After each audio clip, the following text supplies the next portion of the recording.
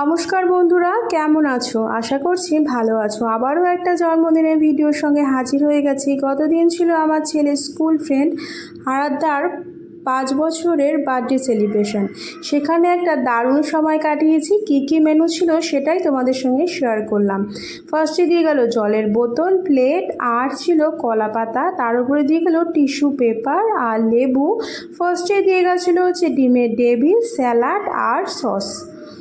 ডিমের টেবিলের সম্বন্ধে কি বলবো, এটা সব সময় খেতে হয় দারুণ, আর গরম গরম সার্ভ করেছিল বলে খেতে লাগছিল অসাধারণ। ডিমটাকে ভেঙে সসের উপরে চুবিয়ে একটু পেঁয়াজ দিয়ে মুখে দিয়ে দিয়েছিলাম। তারপরে দিল সাদা ভাত। সাদা ভাতে খাওয়ার জন্য ছিল ভেজ ডাল। ভেজ ডালের মধ্যে ফুলকপি, গাজর, তারপরে কাজু, কিশমিশ আর পনিরও ছিল ভরপুর। তারপরে দিয়ে গেলো ঝুরি ঝুরি আলু ভাজা। ভেজ ডালের সঙ্গে ঝুরি ঝুরি আলু ভাজার কম্বিনেশনটা কিন্তু দারুণ।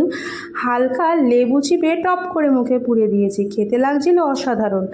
তারপরে দিয়ে গেল কাতলা মাছের ভাপা, যেটা ফয়েল পেপারে মুড়িয়ে করা হয়েছিল।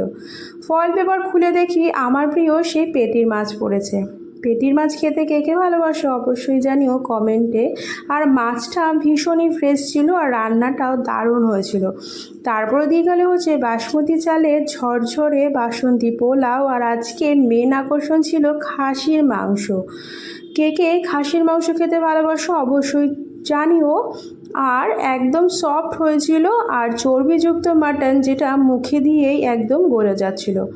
মাটন আর বাসন্তী পোলাও জমিয়ে খাওয়ার পরে শেষে দিয়ে গেল কাজু, কিশমিশ আর খেজুর যুক্ত চাটনি। তারপরে দিয়ে গেল পাঁপড়, আর শেষে ছিল রসগোল্লা, আর ছিল আইসক্রিম আর হাজমোলা। কেমন লাগলো জানিও। ধন্যবাদ।